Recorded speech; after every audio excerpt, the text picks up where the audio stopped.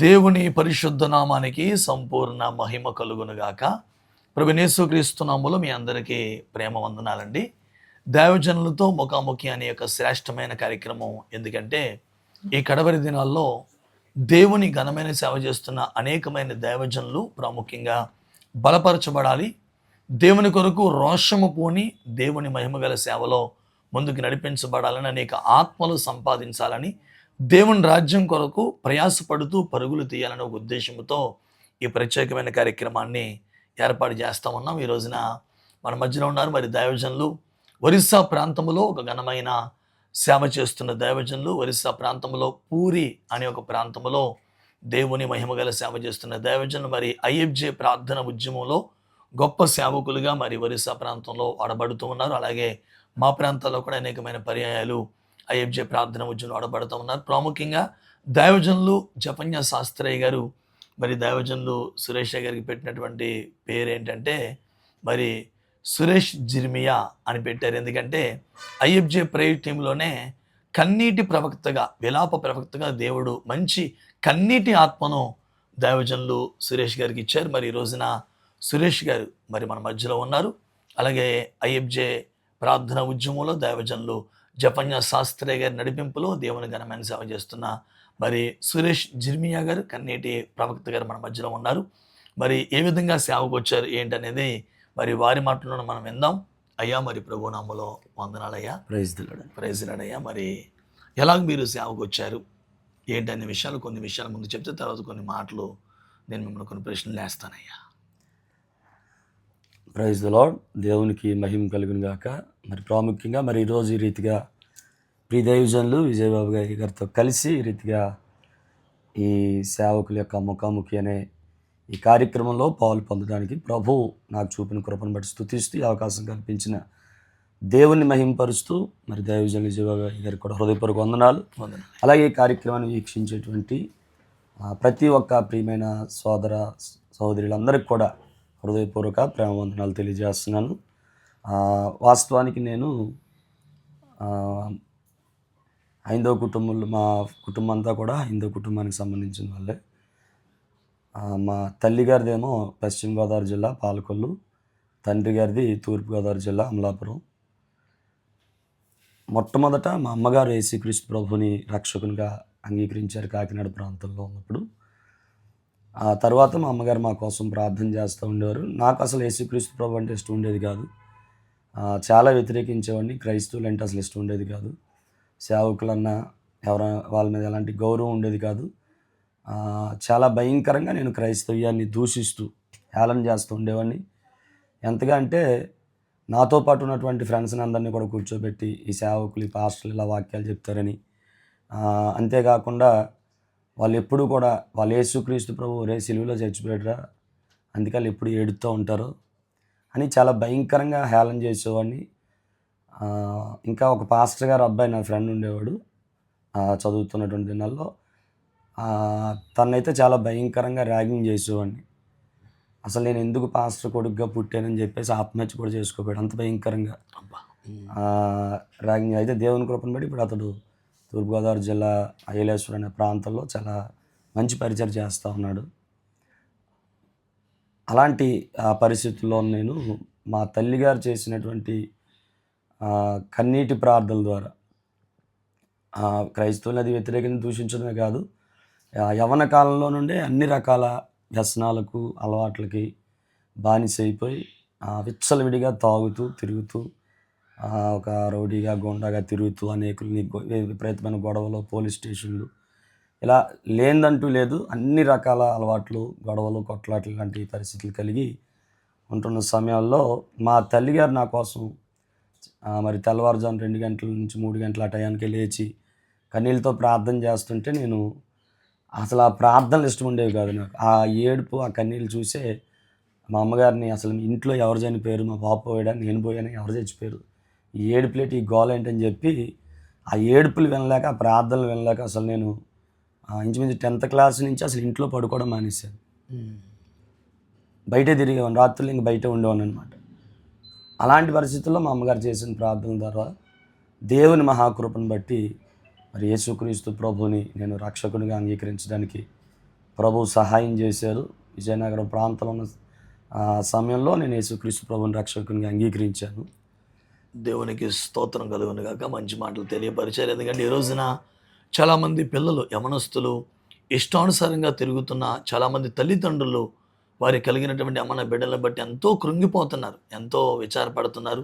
కొంతమంది క్రైస్తవుల్లో కూడా ఉన్నటువంటి యమన బిడ్డలు ఇష్టానుసారంగా తిరుగుతున్న పరిస్థితులను బట్టి తల్లిదండ్రులు చాలా బాధిస్తూ ఉన్నారు. మరి దైవజనుల యొక్క మాటలను బట్టి, ఆయన సాక్ష్యాన్ని బట్టి వారి తల్లిగారు ఎలాగైతే కన్నీటి ప్రార్థన చేశారో తెల్లవారుజామున, ఆ కన్నీటి ప్రార్థన చేయడం వలన అంత కఠినంగా తిరుగుతున్న ఇతగాన్ని ఈ రోజున దేవుడు గొప్ప దైవజనులుగా మార్చుకున్నారు. కనుక ప్రియ తల్లిదండ్రులారా, మీ పిల్లలు ఏదైనా ఒకవేళ లోపాలతో ఉంటే, అక్రమంగా జీవిస్తుంటే, భయంకరంగా దేవునికి వ్యతిరేకమైన కార్యాలు చేస్తూ ఉంటే, తల్లిదండ్రులుగా మీరు మోకరించండి, కన్నీరు గార్చి ప్రార్థన చేయండి.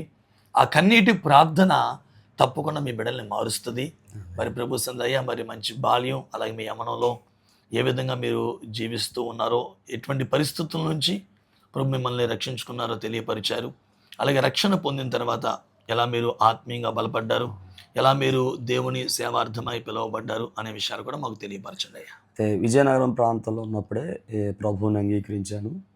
ఇక అప్పటి నుంచి కూడా నాకు కొంతమంది మరి చాలా ఆత్మ సంబంధమైనటువంటి సహోదరులు, అంటే వాళ్ళే వచ్చి సువార్త చెప్పినప్పుడు, ఒకసారి చర్చికి రమ్మని నన్ను చాలా రిక్వెస్ట్ చేసినప్పుడు నేను అయిష్టంగానే వాస్తవానికి వాళ్ళ దగ్గర వెళ్ళాను అనమాట. వాళ్ళ ఇంటికి వచ్చారు. మా అమ్మగారు అంటే ఎవ్వరు కనిపించినా కానీ మా అమ్మగారు చెప్పేది ఏంటంటే, మా బాబు కోసం ప్రార్థన చేయండి అని చెప్పేసి అందరు ప్రార్థనలు కోరుతూ ఉండేవారు. ఒకరోజు వాళ్ళని ఇంటికి పిలిపించారు. పిలిపిస్తే అయితే నేను అప్పటికేంటంటే ఈ అన్ని రకాల వ్యసనాలకు అలవాట్లు అయిపోయి ఎక్కడ కూడా ఒక చదువుకోవడం అయితే బీకాం కంప్లీట్ చేశాను నేను. కానీ చాలా జాబ్స్ చేశాను. ఎక్కడ కూడా 2 నెలలు 3 నెలల కంటే ఎక్కువ చేసేవాడిని కాదు. ఎందుకంటే కోపం విపరీతంగా అక్కడ వాళ్ళని కొట్టేయడం, ఏదో ఒకటి చేసేసి మొత్తానికి మానేయడం, ఇట్లానే ఉండేదన్నమాట. విజయనగరంలో కూడా కొన్నాళ్ళు బస్ కండక్టర్గా ఇలాంటి వర్క్స్ చేసినప్పుడు తర్వాత ఇంకా అవి కూడా ఈ త్రాగుడు వీటన్నిటిని బట్టి వదిలేసి ఇంక నేను అలా ఇంటి దగ్గర ఉంటున్నప్పుడు మా అమ్మగారు కొంతమంది యవనస్తులకి తెలియజేసి ప్రార్థన చేయించినప్పుడు వాళ్ళు మా ఇంటికి వస్తే మా అమ్మగారు పిలిచారు. నీ ఫ్రెండ్స్ వచ్చారని. అయ్యా, నాకెవరు ఫ్రెండ్స్ ఉన్నారో ప్రత్యేకంగా వచ్చేవాళ్ళని చెప్పేసి అనుకున్నాను. అయితే వచ్చి చూస్తే వాళ్ళు ఎవరు నా ఫ్రెండ్స్ కాదు. అప్పటికి నా నోట్లో కైని కూడా ఉందన్నమాట. నీ గుట్కా, కైని, మొత్తం ఇలా అన్ని రకాల అలవాట్లు ఉండేవి. అయితే వాళ్ళు దేవుని కోసం కొన్ని మాటలు చెప్పి చర్చికి రమ్మని నన్ను రిక్వెస్ట్ చేసినప్పుడు నేను అయిష్టంగానే వెళ్ళాను. ఎందుకంటే సర్లే వీళ్ళు మళ్ళీ నేను ఒకవేళ వెళ్ళకపోతే మళ్ళీ వస్తారేమో వీళ్ళు దరిద్రులు అదే అనుకుని, కాబట్టి ఒకసారి అలా వెళ్ళి చూసి వచ్చేస్తే ఇంక ఈ గొడవ నాకు ఉండదు, లేకపోతే వీళ్ళు వచ్చి నేను తినేస్తారులో అని చెప్పి అనుకుని అయిష్టంగా వెళ్ళాను. కానీ ఆ రోజు దేవుడు నన్ను దర్శించారు. ఆ రోజు నా యొక్క పాప స్థితిని దేవుడు బయలుపరిచినప్పుడు నేను నాలో తీవ్రమైనటువంటి దుఃఖం, పశ్చాత్తాపం కలిగి నేను ఎంత ఘోరమైన పాపను ఆ రోజు నాకు అర్థమైంది. ఆ రోజు నేను ప్రభువుని రక్షకునిగా అంగీకరించి మీదట ప్రభువా నీ కోసం దేవుని ప్రేమ నేను తెలుసుకోగలిగాను. ఆ రోజు అలా మొట్టమొదటిగా నేను ప్రభువుని అంగీకరించాను. ఆ తర్వాత నుంచి ఎవరైతే ఆ విధంగా నాకు సువార్త చెప్పి ఇన్వైట్ చేశారో వాళ్ళు చాలా మంచి ఆత్మ సంబంధమైన సహోదరులు. వాళ్ళు డిగ్రీస్ అది చదువుతూ యవనస్తులకి కాలేజెస్కి వెళ్ళి సువార్త ప్రకటించడం, మళ్ళీ వాళ్ళతో కలిసి చర్చిలో సాయంత్రం మాటలు కూడుకుని ప్రార్థనలు చేయడం యవనస్తుల కోసం ఇట్లా చేస్తూ ఉండేవారు. అలా నా కొరకు కూడా వాళ్ళు ప్రార్థన చేసి నాకు సువార్త చెప్పినప్పుడు ఆ తర్వాత నుంచి ఇంకా వాళ్ళతో కలిసి సహవాసంలో ఉన్నప్పుడు ఇంకా ఎప్పుడైతే ప్రభువుని నేను అంగీకరించానో ఇంకా ఆ రోజు నుంచి నాలో ఉన్న వ్యసనాలు ఇవన్నీ కూడా నాకు దూరం అయిపోయాయి. ఇంకా వాళ్ళతోనే కలిసి ఇంకా బైబిల్ చదవడం, ప్రార్థన చేయడం ఇంక ఇదే జీవితంగా మారిపోయింది.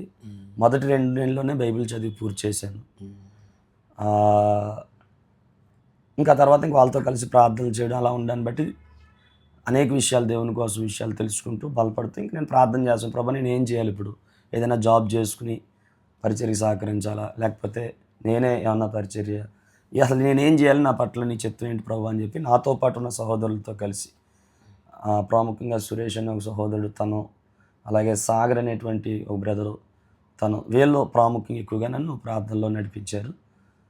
అలాగూ ప్రార్థనలో ఎదుగుతూ ఉండగా ఒకరోజు విజయనగరానికి ఆత్మీయ నాయకులు జఫన్యా అన్న ఏదైతే నేను ఏ చర్చికి వెళ్తున్నానో ఆ పాస్టర్ గారి దగ్గరికి జఫన్యా అన్న వచ్చారనమాట. జఫన్యా అన్న అప్పుడే అన్నకు కూడా మ్యారేజ్ 1 ఇయర్ అయినట్టుకుంది. జఫన్యా అన్న లోయక్ ఇద్దరు వచ్చారు.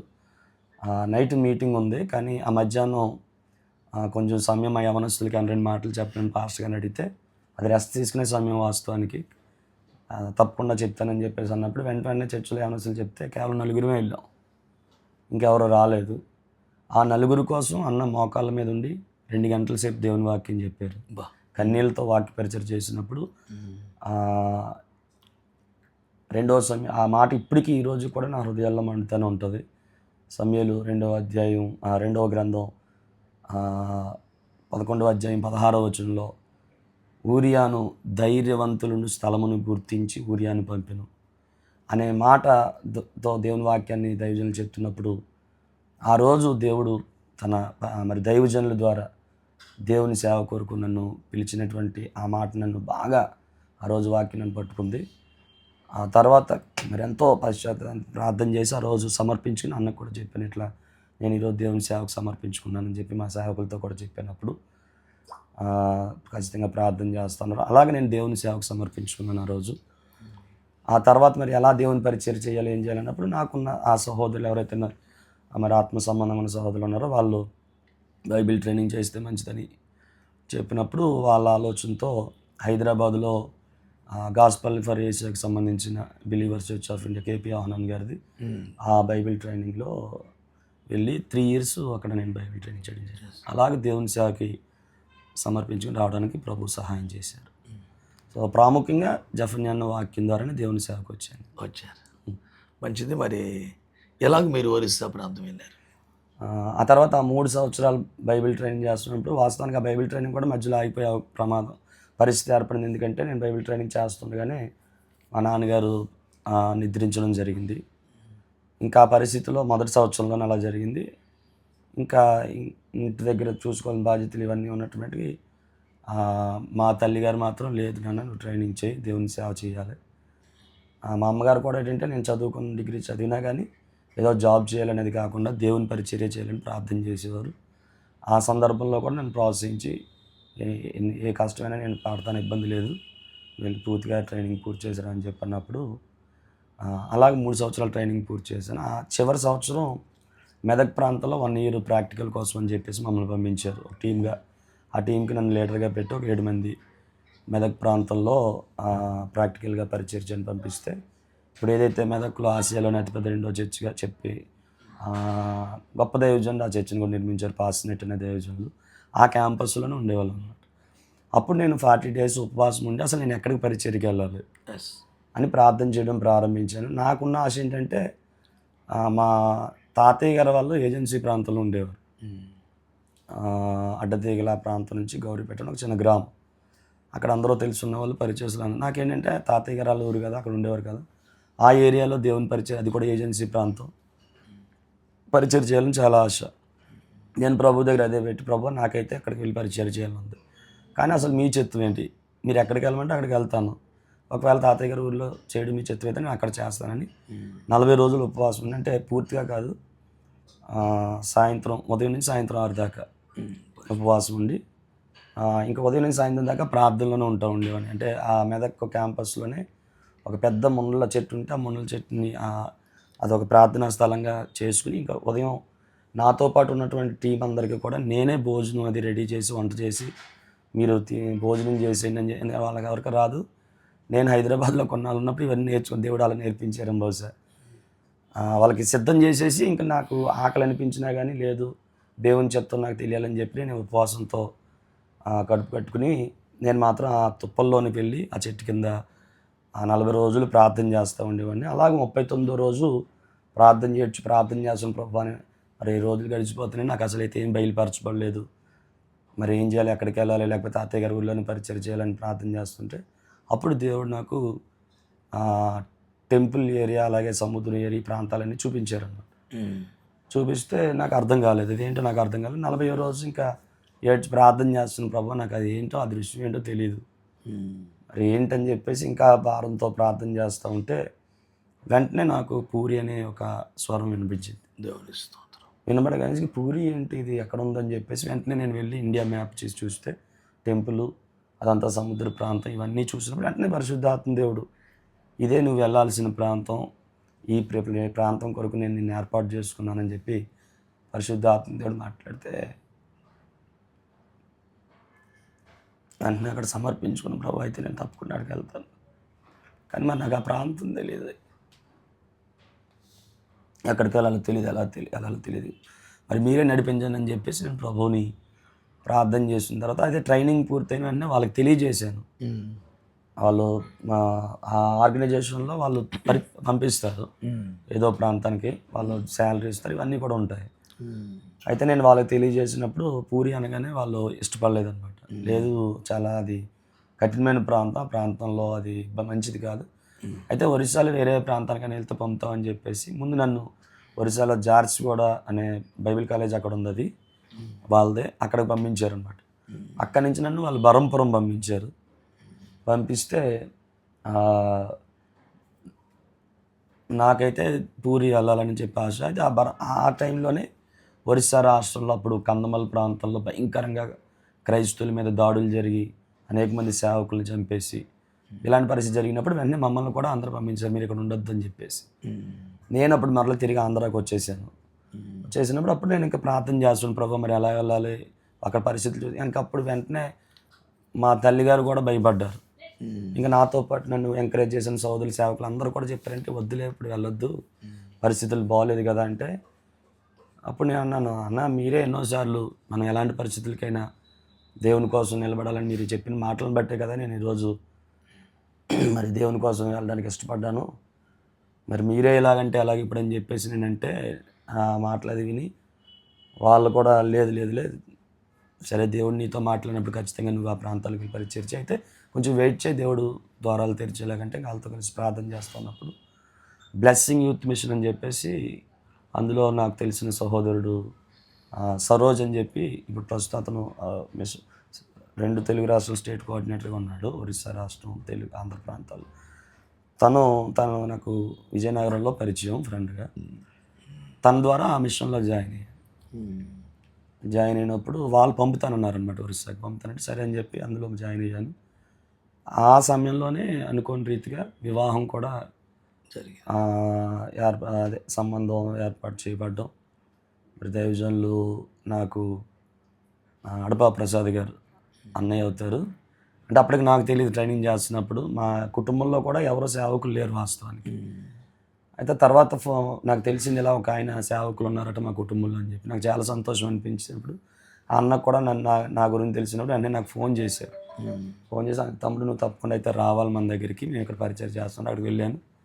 అలా వెళ్ళిన సందర్భంలో ఆ చర్చిలో వాక్యం అది చెప్పడం ఇవన్నీ జరిగినప్పుడు వాళ్ళు మాట్లాడుకున్నారు.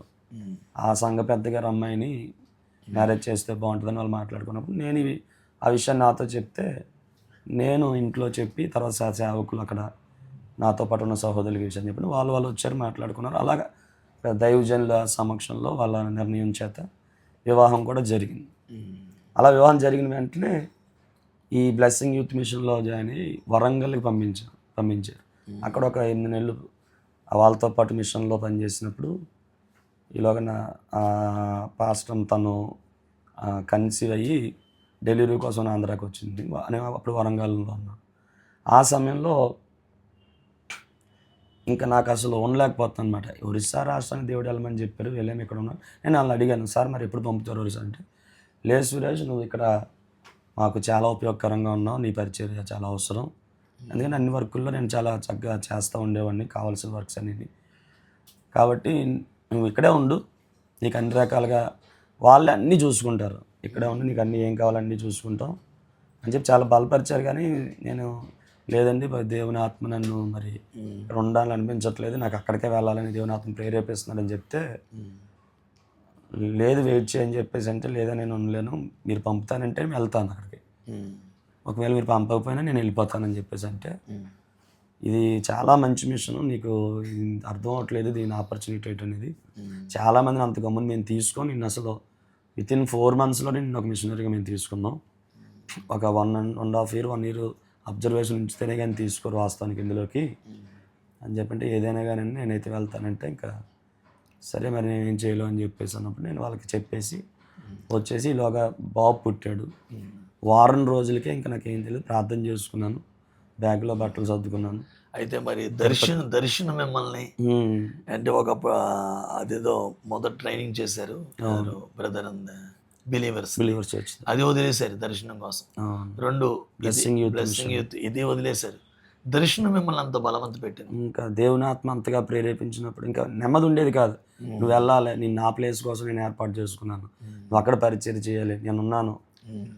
అయితే ఆ తర్వాత నేను ప్రార్థన చేసుకున్నాను. ఒక మాట అండి ఇక్కడ, ఇప్పుడు బిలీవర్స్ నుంచి వచ్చేది ఏమి కట్ అయిపోయింది మొత్తం.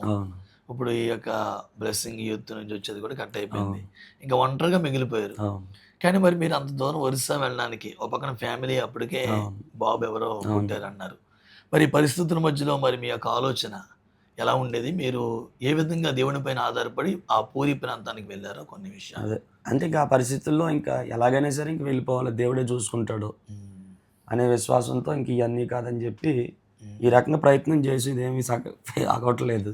ఒక పక్కన దేవుని ఆత్మ వెళ్ళాలని ప్రేరేపిస్తున్నారు, ఇంకా దేవుడే చూసుకుంటాడు అన్న విశ్వాసంతో ఇంకా ప్రార్థన చేసుకుని పాస్టర్కి చెప్పేసి బ్యాగు బట్టలు సర్దుకుని పూరి తిరుపతి ట్రైన్ ఎక్కేసి పూరి వెళ్ళిపోయాను. ఒక మాట ప్రియులారా, మరి దర్శనం చాలా గొప్పది. మరి దర్శనం మనల్ని బ్రతికిస్తుంది. దర్శనం అనేక ఆత్మలు మనం సంపాదించేటట్లు చేస్తుంది. దర్శనం మనల్ని దేవుని ఉన్నతమైన మహిమగల రాకడకు రాజ్యానికి మనం సిద్ధపడుతూ అనేకల్ని సిద్ధపరిచే విధంగా దర్శనం మనల్ని మారుస్తుంది. ఎందుకంటే మరి దైవజనులు ఒక చోట ట్రైనింగ్ చేశారు, అక్కడ మంచి శాలరీ, ఇప్పుడు కూడా ఆ మినిస్ట్రీలో చాలామంది మంచి ఉన్నతమైన శాలరీస్ని పొందుతున్న వారు ఉన్నారు. దర్శనాన్ని బట్టి ఆ శాలరీని విడిచిపెట్టారు, మరొక టీంలో పనిచేశారు, ఆ టీముని దర్శనాన్ని బట్టి వదిలేశారు. కానీ దేవుని కృపలో దర్శనం ఎంత బలమైనది అనేది గమనించి ఈ రోజున నూతనంగా సేవకి వచ్చేవారైనా సరే, కొంతమంది ఇప్పటికే సేవలో సాగుతున్న వారైనా సరే, జీతాలపైన ఆధారపడవద్దు. ఏదైనా ఒక టీం వారు ఇచ్చే శాలరీ మీదో లేకపోతే దేని మీద ఆధారపడకుండా ప్రభు మనల్ని పోషించే విధానం, మనకిచ్చిన దర్శనం, మనకిచ్చిన భారం చాలా శ్రేష్టమైంది. ఎందుకంటే ఇలాగే ఒక సేవకులతో నేను మాట్లాడుతున్నప్పుడు ఆయన ఎంతో భారంతో ఒక చర్చిలో పనిచేస్తున్నారు, నెలకి కొన్ని వేలు శాలరీ ఆయనకు వస్తుంది. కానీ ఆయన ఒకరోజు నాతో మాట్లాడుతున్నారు, అయ్యా కాపరి గొర్రెల్ని నడిపించాలి కానీ గొర్రెలు కాపరి నడిపించకూడదని చాలా విచారపడుతూ ఆయన బాధపడ్డారు. నేను అన్నాను, ఏంటి సార్ మీకేంటి సార్, మీరు మంచి చర్చిలో పాస్టర్గా ఉన్నారు, మీకు క్వార్టర్ ఉంది, మీకు క్వార్టర్స్ ఉన్నాయి, కొన్ని వేల జీతాలు మీకు వస్తాయి, అసలు మిమ్మల్ని కాళ్ళు కింద పెట్టినవారు, మీరు ఉన్నతమైన స్థాయిలో ఉన్నారంటే ఆయన చెప్పిన మాట ఏంటంటే, కాపరి గొర్రెలు నడపాలి కానీ గొర్రెలు కాపరి నడపకూడదయ్యా. కాబట్టి నాకు ఎంత స్థితి ఉన్నా దీన్నంతా వదిలేసి నాకు దేవుడు ఒక దర్శనం ఇచ్చాడు, ఆ కోయిలగూడెం సైడ్ లోపల ప్రాంతానికి నేను వెళ్ళాలని ఆశపడుతున్నాను, నా కోసం ప్రేయర్ చేయమని ఆ దైవజనులు చెప్పారు. కాబట్టి మరి దైవజనుల కంటే ఈ సాక్ష్యంలో నుంచి యొక్క ముఖాముఖి కార్యక్రమం నుంచి కొన్ని మాటలు కూడా మనము ఈ విధంగా కొన్ని నేర్చుకోవాలని చెప్తున్నాను. మరి గ్రహించండి, జీతం కాదు దర్శనం, దేవుడే మనల్ని బలపరిచి ఒక ఉన్నతమైన మహిమగల సేవ మన ద్వారా ప్రభు జరిగించుకుంటారని ఈ సాక్ష్యం ద్వారా మనం అర్థం చేసుకోగలం. చెప్పండి అయ్యా. అలాగే నేను ఎప్పుడైతే పూరి తిరుపతి ట్రైన్ ఎక్కేసి పూరి వెళ్ళిపోయాను, అక్కడికి వెళ్ళిన తర్వాత అక్కడ ప్రజలు నాకు తెలియదు, ఎవరేం చేస్తారో నాకు అక్కడ భాష తెలీదు, ఏమీ తెలియదు. ఆ రైల్వే స్టేషన్లో దిగానే అక్కడికి వెళ్ళేలా తెలియదు. ఇంకా ప్రార్థన చేసుకున్నాను. అయితే దానికి ముందే ప్రార్థన చేస్తున్నాను, దేవుడు బయలుపరిచని వెళ్తే ఒక వ్యక్తి నీకు ఫోన్ ద్వారా పరిచయం చేస్తాను అని ప్రభు మాట్లాడితే అలాగే వెళ్ళిపోయాను. వెళ్ళిపోయిన తర్వాత అక్కడికి వెళ్ళి ఏం చేయాలో తెలియక నేను నాతో పాటు ట్రైనింగ్ చేసిన ఒక ఫ్రెండ్ సహోదరుడు ఢిల్లీలో ఉంటే తనకు ఫోన్ చేశాను.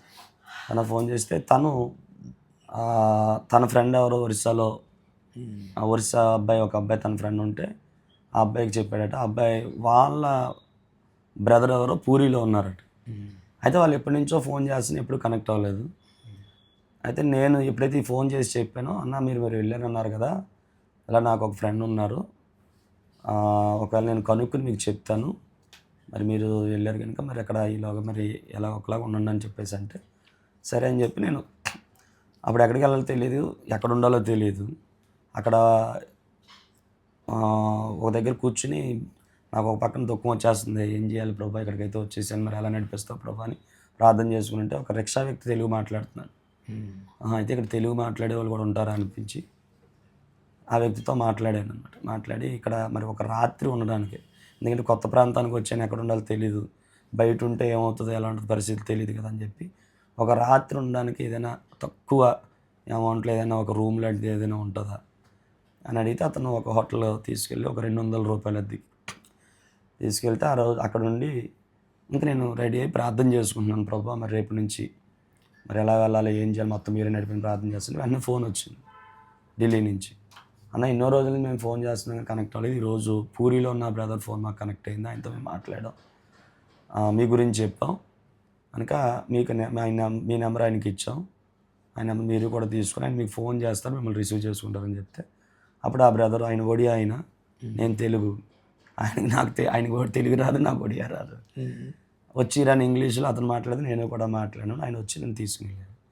అలాగా తీసుకెళ్ళిన తర్వాత అప్పుడు ఒక రూమ్ని నా కోసం చూసినప్పుడు తీసుకుని నేను మరలా ఆంధ్రాకి వచ్చి కొన్ని సామాన్లు పట్టుకుని వెళ్ళి అలా నేనే వంట చేసుకుంటా అన్నీ చేసుకుంటా సువార్త ప్రకటిస్తూ కొన్నాళ్ళు అలా ఉన్నాయి. అయితే దేవుడే మరి ఏ సంస్థ నుండి కానీ ఎవరి నుంచి కానీ ఎలాంటి ఆర్థిక సహాయం లేదు, కానీ దేవుడే అద్భుతంగా మరి కొంతమంది సహకారం లేపడం, ఆ రీతిగా పోషించబడడం, అన్ని విషయాల్లో కూడా ఈ రోజు వరకు దేవుడు అద్భుతంగా పోషిస్తూ అద్భుతంగా నడిపేస్తున్నారు. ఏ రోజు కూడా దేనికి లోటు ప్రభు అయితే రానోలేదు. ఒడియా ఎంతకాలంలో నేర్చుకున్నారయ్యా? ఒడియా కూడా నేను ఇంచుమించు ఒక సంవత్సరంలోనే బైబిల్ తెలుగు ఒడియా పుస్తకం ఒకటి తీసుకుని ఆ అక్షరాలు అవి చూసి జాయిగా ఒడియా బైబిల్ అక్షరాలు చదవడం ప్రారంభిస్తే నాకు తెలియకుండానే ఒడియా చదవడం వచ్చేసింది. దేవుని స్తోత్రం. ఈరోజు ఒడియాలో దేవుని వాక్యం చెప్తాను, ఒడియా బైబిల్ చదువుతాను. ఒడియా విశ్వాసులు చాలామంది, ఒడియా వాళ్ళ విశ్వాసులకే ఇంచుమించు ఒక 60 మందికి పైగా ఒడియా వాళ్ళకే బాప్తిస్మాలు ఇవ్వడానికి ప్రభు సహాయం చేశారు. దేవుని స్తోత్రం. ఇప్పుడు ఈ సేవలో అలా సాగుతున్నప్పుడు మతోన్మాదుల ద్వారా ఏదన్నా ఇబ్బందులు మీకు కలిగిన పరిస్థితులు ఏమన్నా ఉన్నాయా? కొన్నిసార్లు అంటే కొన్ని ప్రాంతాల్లో పరిచయం చేస్తున్నప్పుడు ఒకసారి ఒక ప్రాంతంలో అంటే మేము ఉంటున్న ప్రాంతానికి ఒక 40 కిలోమీటర్ల దూరంలో వాళ్ళు ఒక విశ్వాసులు ఉన్నారన్నమాట. వాళ్ళు ప్రభువుని అంగీకరించారు. అయితే వాళ్ళ దగ్గరికి వెళ్ళి మేము ప్రతి మంగళవారం ప్రార్థన పెడతా ఉండేవాళ్ళం. ఒకే ఒక ఫ్యామిలీ. ఒక విషయం ఏంటంటే ఇప్పుడు నేను వెళ్ళిన పూరి ప్రాంతంలో ఇంచుమించు 1700 గ్రామాలు ఉన్నాయి. 1700 గ్రామాలు ఆ జిల్లాలో. 1700 గ్రామాల్లో కనీసం 17 గ్రామాల్లో కూడా చర్చిలు లేవు. 17 గ్రామాల్లో కూడా విశ్వాసులు లేరు. చర్చెస్ కదా, అసలు విశ్వాసులే లేరు. విశ్వాసులు లేరు, సేవకులు కూడా లేరు. ఉంటే ఆ పూరి టౌన్లోని ఇంకా కొన్ని 4-5 గ్రామాలు అక్కడక్కడ ఉన్నారు తప్ప ఈ 1700 గ్రామాల్లో ఈ రోజుకి సువార్తలు అది ఒక్క జిల్లాలో. అలాంటి పరిస్థితుల్లో మేము కొన్ని గ్రామాలకు వెళ్ళి సువార్త ప్రకటించడం ద్వారా ఒక్కొక్క కుటుంబం దేవుళ్ళలోనికి వచ్చారు. అలా రక్షణ పొందినటువంటి వాళ్ళ దగ్గరికి వెళ్ళినప్పుడు ప్రార్థన పెడతా ఉంటే ఒకసారి ఊరంతా కూడా మమ్మల్ని కొట్టడానికి వచ్చారు. అంటే వాళ్ళని మార్చేసాం అన్నట్లుగా, ఇక్కడ మత ప్రచారం చేస్తున్నట్లుగా. అయితే దేవుడు అద్భుత రీతిగా ఆ పరిస్థితుల్లోంచి మమ్మల్ని తప్పించారు. అక్కడి నుంచి అంటే వాళ్ళు వచ్చే సమయానికే మేము అక్కడి నుంచి వెళ్ళిపోయేలాగ ప్రభు ఆలోచన ఇచ్చి మీరు ఇక్కడ ఉండొద్దు, వెంటనే వెళ్ళిపోండి దేవుని ఆత్మ నడిపిస్తే ఇలా బయటికి వెళ్ళగానే ఊరంతా కత్తులు కొడవలు ఏం పట్టుకుని వచ్చేసారు. అయితే మేము వచ్చేసిన తర్వాత ఎవరైతే అవిశ్వాసం ఉన్నారో వాళ్ళ మీద దాడి చేయడం ప్రయత్నం చేస్తే వాళ్ళు మమ్మల్ని చంపేస్తే చంపేయండి కానీ మేము ప్రభుని విడిచిపెట్టాం అని అంటే అప్పుడు వాళ్ళు సర్లే ఇంకా వాళ్ళు కొంచెం ఏజ్డ్, వీళ్ళని మనం ఏం చేస్తే మంచిది కాదులే, సరే మీరు వెళ్ళండి కానీ అయితే మీరు ఏం చేసుకుంటే చేసుకొని వాళ్ళు మాత్రం ఇంక ఈ ఊర్లోకి రావడానికి కుదరదంటే అలా ఇంక మేము ఆ ఊరికి వెళ్ళడానికి అవకాశం లేకుండా అయిపోయింది. అలాంటి పరిస్థితులు అక్కడక్కడ కొన్నిసార్లు ఎదురయ్యాయి. అంటే ఇంచుమించు మరణకరమైన పరిస్థితులు. ఒకవేళ ఆ రోజు కానీ మేము తప్పుకోకపోతే, తెలివిగా వెళ్ళకపోతే ఆ రోజు అక్కడితో అయిపోయింది పరిస్థితి. మరి అలాగే జపన్య శాస్త్రి గారితో మీ పరిచయం, మీరు ఇప్పుడు ఆత్మీయ నడిపింపులో దైవజనులు జపన్య గారి నడిపింపులో మీరు నడిపించబడుతున్నారు. అలాగే ఐఎఫ్జీలో కూడా ఒక ముఖ్య పాత్ర పోషిస్తున్నారు కనుక అసలు మీకు ఆయనకు ఉన్న ఆ రిలేషన్ ఏ విధంగా మీరు కొన్ని మాటలు తెలియపరచండి. ఎప్పుడైతే అన్న వాక్యం ద్వారా దేవుని వాక్యం నేను సేవకు పట్టబడ్డానో ఆ తర్వాత సౌదీ ద్వారా నేను ట్రైనింగ్కి వెళ్ళిపోయాను. ఇంకప్పుడు మరలా అన్నతో నాకు కాంటాక్ట్ లేదు. ఆ ట్రైనింగ్ ముగించుకుని వచ్చిన తర్వాత మరలా అన్నను కలిసింది ఎప్పుడంటే నేను జఫన్య అన్న వాళ్ళ బావగారు సిల్వీ గారు వాళ్ళ చర్చ్ ఓపెనింగ్, కొత్తగా చర్చ్ కట్టి ఓపెనింగ్ చేసి పెరిసాస్ ఇండియా అని చెప్పేసప్పుడు అది పెట్టినప్పుడు ఆ పాంప్లెట్ చూశాను. చూసి అరే అప్పుడు మళ్ళీ జఫన్య అన్న అందులో చూసి ఈ దైవజనులా ఉన్నారని చెప్పేసి ఎలాగైనా ఈ దైవజనులు కలుసుకోవాలని అన్న కోసం అక్కడికి వెళ్ళాను నేను. ఆ మీటింగ్స్కి వెళ్ళినప్పుడు అప్పుడు మళ్ళీ అక్కడ అన్న కలిస్తే అప్పుడు అన్నతో మాట్లాడాను, ఇలాగా ఈ వాక్యం ద్వారా నేను సేవకు పంపబడి నేను ఒరిస్సా రాష్ట్రంలో ప్రస్తుతం పరిచయం చేస్తానంటే చాలా సంతోషంగానని చెప్పేసి అన్నారు. అక్కడితో అయిపోయింది. ఆ మీటింగ్స్ చూసుకుని వెళ్ళిపోయాం. మళ్ళీ కాంటాక్ట్ లేదు. మళ్ళీ నాకు రమలాపురంలో ఉన్న ప్రభు కుమార్ గారు పాస్టర్ గారు, ఆయన తోడళ్ళు, వాళ్ళ ఇంటి దగ్గర నాకు అన్న మ్యాగజైన్ దొరికింది. మళ్ళీ ఆ మ్యాగజైన్ తీసుకుని నేను మళ్ళీ పూరి వెళ్ళినప్పుడు ప్రార్థన చేస్తుంటే అన్నను పిలిచి యవనస్తులు కూడి పెట్టాలని దేవుడు భారమిస్తే అప్పుడు ఫోన్ చేసి మళ్ళీ అన్నతో మాట్లాడి, అన్న నేను మీ వాక్యం ద్వారా సేవకు పట్టుబడ్డాను, అప్పుడు సిల్వి గారు ఆ చర్చ్ ఓపెనింగ్ వచ్చినప్పుడు కూడా మీతో చెప్పానంటే, అవును నాన్న చెప్పాను. ఎందుకు ఫోన్ చేసామంటే ఇట్లా యవనస్తులు కూడి పెట్టాలనుకుంటున్నానన్న, మీరు డేట్స్ ఇవ్వాలంటే ఎంతమంది వస్తారంటే ఒక 50 మంది దాకా నేను సమకూర్చగలంటే 50 మంది కోసం ఒకసారి రావాలన్న. అంటే అన్న మరి దేవుడు మాట్లాడారంటే, సరే నాన్న నేను ప్రార్థన చేసి చెప్తాను అని మళ్ళీ అన్నయ్య ఫోన్ చేసి, నాన్న తప్పకుండా పెట్టుకో నేను వస్తానని చెప్పి అన్నయ్య ఫోన్ చేసి, అన్న అక్కయ్య కూడా ఇద్దరు కూడా వచ్చారు. వచ్చి చాలా అద్భుతంగా అన్నట్టుగానే ఒక 50 మంది దాకానే గ్యాదర్ చేయగలిగాం. చాలా అద్భుతంగా ప్రభు యవనస్తుల కొడుకులు జరిగించారు. ఇంకా తర్వాత నుంచి అన్న విశాఖపట్నంలో హోల్ నైట్ ప్రేయర్స్ 7 గంటల ప్రార్థనలు అన్న ఏర్పాటు చేసి అన్న నాకు తెలియజేసి అప్పుడు తప్పకుండా అన్న నేను ఈ ప్రార్థనలు పాల్గొన్నాను. ఇంకా అప్పటి నుంచి అలాగా ఆ ప్రార్థనలో అది పాల్గొంటూ హోల్ నైట్ ప్రేయర్స్లో పాల్గొంటూ ఇంకా అన్నతో పాటు ఉంటూ అలాగా అన్న ఆత్మీయ నాయకత్వానికి అప్పగించుకుని అప్పటి నుంచి కూడా అన్న నడిపింపులోనే వెళ్తున్నాను. మరి దేవుని కృపలో మీరు ఆ ప్రాంతాల్లో అంటే సువార్త పరిచర్య, మిషనరీ పరిచర్యలా చేస్తారా, లేకపోతే చర్చ్ మినిస్ట్రీ అంటే సంఘ పరిచర్యగా చేస్తున్నారా? ఏ విధంగా మీరు ఆ పరిచర్యలు కొనసాగుతున్నారో మరో మాట తెలియపరచండి. సువార్త పరిచర్య చేస్తూ ఉంటాను. అన్ని ప్రాంతాలకు వెళ్ళి గ్రామాలకు వెళ్ళి సువార్త అది ప్రకటిస్తూ ఉంటాం.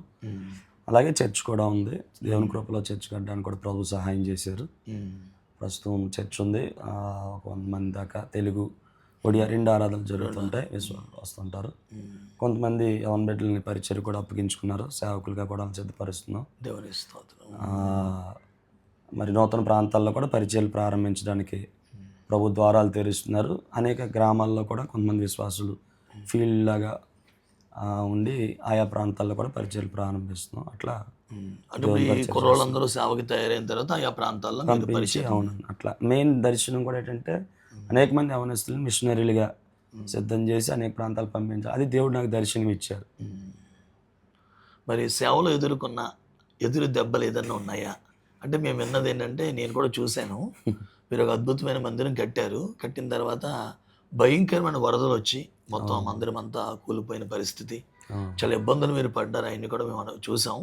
అట్లాంటి ఎదురు దెబ్బలు తగిలినప్పుడు ఆ ఎదురు దెబ్బల్ని ఏ విధంగా ఎదుర్కొంటూ మళ్ళీ దేవుడు మిమ్మల్ని తన కృపలో ఈ రోజున ఒక మహిమగల సేవకి స్థిరపరిచారు. కొంతమంది బలపడడం కోసం కొన్ని మాటలు మీరు తెలియపరచండి. సేవకి వెళ్ళినప్పటి నుంచి కూడా చాలా వ్యతిరేకతలు, అంటే ఇంకా అసలు ఆ ప్రాంతంలోనే దేవుని పరిచర్య నేను చేయకూడదని చెప్పి ప్రారంభం నుంచి వ్యతిరేకలు ఈ రోజు వరకు ఆ వ్యతిరేకతలు ఉన్నదే ఉన్నాయి. ఇంచుమించు నేను వెళ్ళి 16 సంవత్సరాలు అవుతుంది. 2009లో వెళ్ళాను. 16 సంవత్సరాలు. ఈ 16 సంవత్సరాల్లో కూడా ఎప్పుడూ పోరాటాలు, అసలు అక్కడ ఉండకుండా చేయాలని చెప్పి ఎన్నో కుట్రలు, అవమానపరిచిన పరిస్థితులు ఇలాంటివన్నీ ఉన్నాయి. అయితే అసలు ఆ పరిచర్య కూడా చాలా అద్భుతంగా దేవుడు అలాంటి వ్యతిరేకతల మధ్యలో ఎవరైతే హైందవ సహోదరులే నాకు చాలా ఈ రోజు వరకు ఎక్కువ మంది హైందవ సహోదరులే నాకు చాలా సపోర్ట్గా నిలబడ్డారు. దేవుని స్తోత్రం. నాకు అసలు ఉండడానికి ఇల్లు కూడా ఎవరో ఇవ్వకుండా చేయాలన్న పరిస్థితుల్లో అప్పుడు కూడా ఒక 40 రోజులు సంపూర్ణంగా ఉపవాసం ఉండి ప్రార్థన చేసినప్పుడు ఆ ప్రాంతాల్లో ఉండేటువంటి ఒక సహోదరుడు, అంటే బాగా హిందూ సంబంధించిన ఆర్ఎస్ఎస్ భావజాలం కలిగినటువంటి ఒక సహోదరుడు, ఆ వ్యక్తి ఇల్లును దేవుడు నాకు అద్దెకి ఇవ్వడానికి, ప్రార్థనలు పెట్టడానికి ఇవ్వడానికి ఆ వ్యక్తిని దేవుడు వాడుకున్నారు. దేవుని స్తోత్రం. నన్ను అందరూ వ్యతిరేకించి ఇక్కడ ఉండకూడదంటే ఎప్పుడైతే ఆ వ్యక్తితో నేను మాట్లాడాను, మీకు తప్పకుండా నేను ఇల్లు ఇస్తాను, ఇలా నేను పాస్టర్ గారు మరి ప్రార్థనలు పెట్టుకున్నాను, తప్పకుండా చేసుకోండి, ఒకవేళ ఎవరైనా ఏమన్నా అంటే నాతో చెప్పండి, నేను చూసుకుంటాను అన్న. ఆ ఏరియాలో ఒక పెద్ద గోండ అనమాట ఆయన. ఇంకా అతని జోలికి ఎవరు వెళ్ళరు. అలాంటి వ్యక్తులను దేవుడు నాకు ఇస్తే ఇంక అక్కడ ఆ ఇంట్లో అక్కడ ఆ ప్రాంతంలో ఎప్పుడు ఎవరో కూడా ఒక ప్రార్థన పెట్టడం కానీ ఇలాంటివి జరగలేదు. నేను అక్కడికి ఆ ఇంట్లోకి అద్దెకి వెళ్తున్నాను అన్నప్పుడు కూడా చాలామంది నన్ను భయపెట్టారు, ఆ ఏరియా అసలు మంచిది కాదు అని చెప్పి. కానీ అక్కడికి వెళ్ళి ప్రార్థనలు పెట్టడం, మీటింగ్స్ పెట్టడం, ఇవన్నీ చేసినా కానీ ఎవరి నుంచి ఇంకెలాంటి వ్యతిరేకతలు రాలేదు. ఈ రోజు కూడా ఆయన చాలా సపోర్ట్గా ఉంటాడు నాకు, చాలా ప్రేమిస్తూ ఉంటాడు. ఎంతగా అంటే నా సొంత మనిషి అని చెప్తుంటాడు ఇతరులతో. మరి ఆ ప్రాంతంలో వ్యతిరేకులు ఎవరైనా మారారయ్యా సువార్త వలన, దేవుని కృప లేదన్న ఆత్మలు మందిరానికి రావడం కానీ? చాలామంది హైందువులు నూతనంగా దేవునిలోకి రావడానికి ప్రభు సహాయం చేశారు. ఇంకొక విషయం ఏంటంటే, ఎవరైతే నాకు ఆ హౌస్ ఇచ్చారో ఆ ఇల్లు వేరొక వ్యక్తికి అమ్మేశారు. అది ఎవరికంటే పూరి ఆ మందిరంలో ఉండేటువంటి సేవాయత్తులు అంటారు, వారు పండాస్ అంటారు, పూజారులు, వాళ్ళకి అమ్మేశారు. వాళ్ళకి అమ్మేస్తే ఆయన చెప్పాడు, ఇలాగా మరి ఇల్లు ఇచ్చేసామండి వేరే వాళ్ళకి అని అంటే, అప్పుడు ప్రార్థన చేయండి, ప్రభు మరి ఇప్పుడు ఎలాగా, ఎక్కడికి వెళ్ళాలి ఇప్పుడు అర్జెంటుగా, ఎక్కడైతే అన్ని రకాలుగా అనుకూలంగా ఉందంటే ఆ వ్యక్తి వచ్చాడు. వస్తే మరి ఇలా మేము తీసుకున్నాం అని చెప్తే, మరి ఏంటండి మరి ఏం చేయాలంటే చెప్పి అడిగాను, మేము ఇలా దేవుని పరిచయం చేస్తుంటానండి, నేను ఏం పర్వాలేదండి ఉండండి, మీకు ఇబ్బంది ఏం లేదు అని చెప్పి ఆ పక్క స్థలం కూడా అతనే కొని ఇంకొక రూమ్ కట్టించేసి ఇదంతా కూడా మీరే వాడుకోండి దేవుని స్తోత్రం అని చెప్తే, అది అన్ని మీటింగ్స్ పెట్టడానికి అన్నీ చాలా అనుకూలంగా ఉండి, ఆ వ్యక్తి కూడా చాలా అంటే చాలా సపోర్ట్గా ఉండేవాడు. దేవుడు మన పక్షంగా ఉండగా మనకి విరోధేవుడు అన్నట్లుగా మరి ప్రతి విషయంలో కూడా ప్రభువే మీ పక్షంగా ఉండి అక్కడ అనేక అద్భుతాలు జరిగిస్తున్నారు. అది మరి వరదల గురించి కూడా ఒక 2 మాటలు చెప్పాలయ్యా. చాలాసార్లు అంటే ఒకసారి 2 సార్లు కదా, అంటే అలా జరగడానికి కూడా కారణం ఏంటంటే, ఫస్ట్ నేను ఆ ప్రాంతంలోనికి వెళ్ళిన వెంటనే ఆ ప్రాంతాల్లో ఉండేటువంటి ఆ ఐడిల్ ప్లేస్, లేకపోతే సాతాను సంబంధమైనటువంటి పరిస్థితులకు సంబంధించిన ప్లేస్ ఏదైతే ఉందో అక్కడికి వెళ్ళినప్పుడు దేవుని ఆత్మతో ప్రేరేపించబడి, ఇక్కడ నీ ప్రభావం తగ్గిపోద్ది, ఇక్కడ దేవుని రాజ్యం స్థాపించబడుతుంది అని చెప్పినప్పుడు, ఆ మరుసటి రోజే నాకు మీదకి కొంతమంది పెద్దలను పిలిపించి, నువ్వు ఇక్కడ ఉండడానికి వీల్లేదు అంటే, వెంటనే అంటే నేను నిన్ను ఇక్కడ లేకుండా చేస్తానని ఒక స్పిరిచువల్ వార్ఫేర్ అనేది స్టార్ట్ అయింది అక్కడ ఉన్నటువంటి స్ట్రాంగ్ హోల్డ్స్తో. ఇంకా చర్చ్ ఒక ఇంటి దగ్గర ఉండి చిన్న షెడ్ వేసి ప్రార్థన చేస్తుంటే ఏదో గాలి వచ్చేది పడిపోవడం, ఇంకొక పందిరి వేసి నడిపి ఇంకో దగ్గర మళ్ళీ చర్చిగా అంటే పాకలాగా వేసి నడిపిస్తే అది గాలి వచ్చి పడిపోవడం, ఇలా కాదు ఇలాంటి జరుగుతున్న సందర్భంలో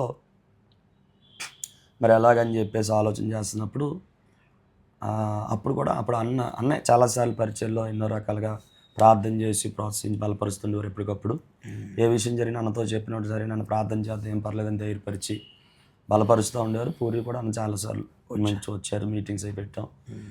ఆ చర్చ్ కట్టినప్పుడు కూడా మొట్టమొదట అన్నయ్య కొంచెం అమౌంట్ చిన్న నువ్వు పని స్టార్ట్ చేయ పర్లేదు, దేవుడు సహాయం చేస్తారన్నప్పుడు అలా దేవుని పనిని అక్కడ చర్చ్ ప్రారంభించి చర్చ్ అది పూర్తి చేసి ఇంకా అన్ననే మీ డేట్స్ తీసుకుని చర్చ్ ఓపెనింగ్ కోసం, అలాగే మీటింగ్స్ కోసం, ఐఎఫ్జే సెమినార్స్ ఇవన్నీ ఏర్పాట్లన్నీ చేస్తున్నాం. విపరీతమైన వర్షాలు వచ్చేసి వరదలు వచ్చేసి ఇంకా 2 రోజుల్లో చర్చ్ ఓపెనింగ్ అనగా మొత్తం మునిగిపోయిన పరిస్థితుల్లో ఏం చేయాలో అర్థం లేదు. అన్నకి ఫోన్ చేసి తెలియజేస్తే, సరే ముందు మీటింగ్స్ అసలు వాస్తవం చర్చ్ దగ్గరే మీటింగ్స్ ఇవన్నీ పెట్టాలనుకున్నాం, అవన్నీ మునిగిపోవడంతో అప్పటికప్పుడే వేరు ప్లేసులు అన్నీ అరేంజ్ చేయడం ప్రభు సహాయం చేశారు. తర్వాత అన్న వచ్చారు, మీటింగ్స్ అవి చాలా అద్భుతంగా ఆశీర్వాదం జరిగాయి. అన్న ఏమన్నారంటే, సరే చూద్దాం ఈ 2 రోజులు ఏమైనా తగ్గితే మనం చర్చ్ ఓపెనింగ్, అది వాస్తవం ముందు రోజు చేద్దాం అనుకున్నాం, లాస్ట్ రోజు చేద్దాం అంటే అలా అనుకున్నాం. నీరు ఇంకా పెరిగింది కానీ తగ్గలేదు. అప్పుడు పడవల్లో వచ్చి ఆ చర్చిని ప్రతిష్ఠ చేశారు. చాలా అద్భుతంగా ఆశీర్వాదకరంగా జరిగింది. అయిపోయింది. ఆ తర్వాత ఒక 5-6 నెలలు మేము పడవల్లోనే వెళ్ళి ఆరాధన చేసుకుని నీరు తగ్గలేదు.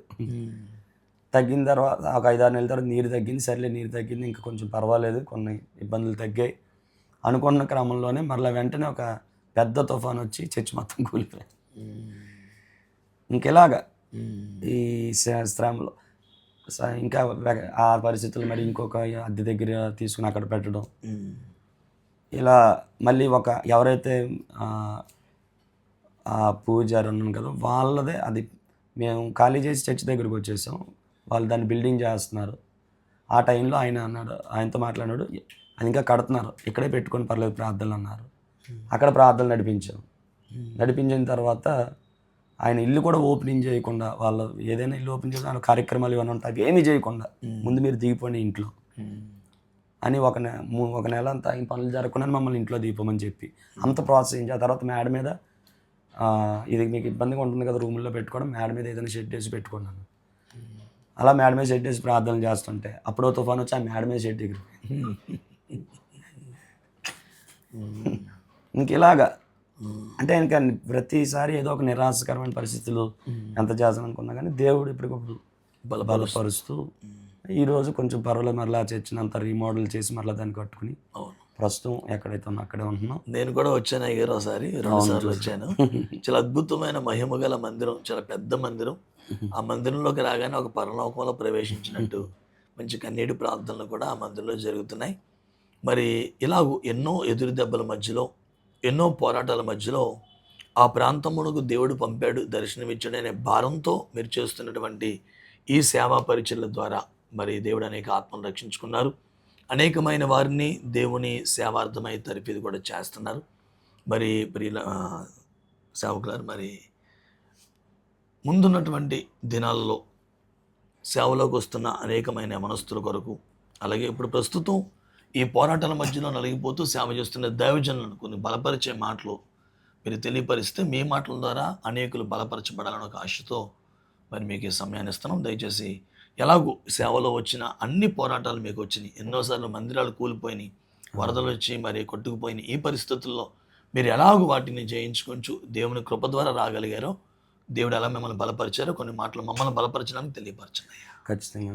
అంటే మొట్టమొదటిగా మనం దేవుని పరిచయంలో నిలబడి ఇలాంటి పరిస్థితులు ఎదుర్కొని దేవుని కొరకు నిలబడాలంటే నేను ఖచ్చితంగా నమ్మి ప్రభుని స్తుతిస్తాను. ఏంటంటే ప్రాముఖ్యంగా మొదట దేవుని కృప, రెండవదిగా మరి ఆత్మీయ నాయకులు, దైవజనులు, జఫ్రన్యాన్, అలాగే ఆత్మీయ దైవజనులు యొక్క వాళ్ళు చేసే కన్నీటి ప్రార్థనలు, వారి ఆత్మీయ నాయకత్వంలో ఉండడాన్ని బట్టి ఒక స్పిరిచువల్ కవరింగ్ మరి దైవజనులు, అలాగే ఆ దైవజనుల నాయకత్వంలో ఉన్న మీలాంటి దైవజనులు అందరూ చేసే ప్రార్థనలు, ఈ ప్రార్థనలు బట్టే నిజంగా మేము ఆ ప్రాంతాల్లో ఉండగలుగుతున్నాం. లేకపోతే అది చాలా భయంకరమైన ప్రాంతం, చాలా వ్యతిరేకతలతో కూడిన ప్రాంతం. నిజంగా రోజు పోరాటాలే. చాలాసార్లు నిజంగా ఎందుకు ఇన్ని ఇబ్బందులు, అవమానాలు పడి ఈ ప్రాంతాల్లో ఉండాలి అనిపించే పరిస్థితులు కూడా చాలాసార్లు వచ్చాయి. అయినా కానీ మరి ఇలా దైవజనులు అందరూ చేస్తున్న ప్రార్థనలు బట్టి, ప్రాముఖ్యంగా మరి అన్న చేసే అన్న అక్క వాళ్ళందరూ, మరి ఎస్తేరమ్మ గారు దైవజనులు, పెద్దమ్మ గారు, అయ్యబ్జలో ఉన్న దైవజనులు అందరూ చేస్తున్న ప్రార్థనలు బట్టే, అంటే ఒక ఆత్మ సంబంధమైన ఒక సహవాస స్పిరిచువల్ కవరింగ్లో ఖచ్చితంగా ఉంటే అది చాలా ప్రాముఖ్యమని నేను నమ్ముతున్నాను. దాన్ని బట్టే నేను నిజంగా అలాంటి ప్రాంతాల్లో ఉండి పరిచర్య చేయగలుగుతూ ఉన్నాం. కనుక ఎవరైనా సరే దేవుని సేవకు వచ్చే సేవకులు ప్రాముఖ్యంగా ఆత్మీయ నాయకుల్ని కలిగి ఆత్మీయ నాయకత్వంలో ఉంటే అది మనకి చాలా చాలా చాలా ఆశీర్వాదకరం అనే విషయాన్ని తెలియజేస్తున్నాను. అలాగే దేవుడు మనల్ని పిలిచిన దేవుడు, నమ్మదగిన దేవుడు, ఖచ్చితంగా ఆయన మనల్ని విడిచిపెట్టడు. ప్రభు అద్భుతంగా పోషిస్తూ అసలు పిల్లలు ఇంకా ఎలాంటి కార్యాలంటే, నేను పిల్లల్ని చదువు కోసం అంటే దేవుని పరిచర్యలో ఖర్చు పెట్టాలన్న ఒక ఆశతో పిల్లల చదువుల కోసం కూడా నేను ఏం వెచ్చించేవాడిని కాదు. వాళ్ళ చదువుల కోసం కూడా ఆలోచించలేదు. అందరూ అడుగుతుండేవారు, స్కూల్లో వాళ్ళని అడ్మిట్ చేయరా, పిల్లలకు వయసు పెరిగి 6-7 సంవత్సరాలు, బాబుకి వచ్చేసి పాపకి 5 సంవత్సరాలు వచ్చాను, ఇంకా స్కూల్లో జాయిన్ చేయలేదని చెప్పి అడుగుతుంటే నేను సమాధానం చెప్పలేక, ఆర్థిక పరిస్థితులు అంటే ఇవన్నీ ఇట్లకే ఖర్చు పెడితే మనం దేవుని పరిచర్య అలా చేస్తాం, అద్దెలు కట్టాలి, ఇవన్నీ చేయాలని చెప్పేసి వాటి మీదే దృష్టి పెట్టేవాడిని. అలాంటి సందర్భంలో పిల్లల్ని నేను స్కూల్కి అడ్మిట్ చేయలేని పరిస్థితులు ఉన్నప్పుడు స్కూలే మా ఇంటికి వచ్చేసింది. నిజంగా అద్భుతం, దేవుని స్తోత్రం. మేము ఏ ఇంట్లో అద్దెకుంటున్నామో ఒక 2 రూమ్లు మాకు ఉండగా వేరే 2 రూమ్స్లో ఒక చిన్న స్కూల్ని వేరే ఒక బ్రదరు నేను స్టార్ట్ చేస్తాను, మాకు అది అవకాశం కల్పించండి, మేము వేరే ఒక దగ్గర అడిగితే వాళ్ళు సడన్గా హ్యాండ్ ఇచ్చారు అని అంటే, అప్పుడు సరే వాడుకుని దానికే ఉంది అని చెప్పేసి ఆ స్కూల్ వాళ్ళు ఆ రూమ్స్ని స్కూల్ కోసం వాడుకున్నప్పుడు అప్పుడు వాళ్ళ కోసం మీరు ఏం ఆలోచించద్దు, అన్నీ మేమే చూసుకుంటాం అని చెప్పేసి వాళ్ళ స్కూలు ఫీజులు కట్టి ఇంకా మొత్తాన్ని వాళ్ళే చూసుకోవడం కాకుండా తిరిగి మొత్తం ఇంటద్ది కూడా వాళ్ళే కట్టేవారు. అప్పుడు దేవుని అలాంటి కార్యాలు ఎన్నో ఎన్నో ఎన్నో కార్యాలు దేవుడు చేస్తూ నడిపేస్తాం. కనుక మనం దేవుని మీద ఆధారపడితే మనం ఎవరి వైపు చూడక్కర్లేదు. ఏ సంస్థలు కానీ ఎటువంటి ఇప్పుడు వచ్చి ఏ సంస్థల నుండి కానీ ఎలాంటి సహాయం లేదు, కానీ దేవుడే ఈ రోజు వరకు కూడా సహాయం చేస్తూ నడిపిస్తూ ఉన్నారు.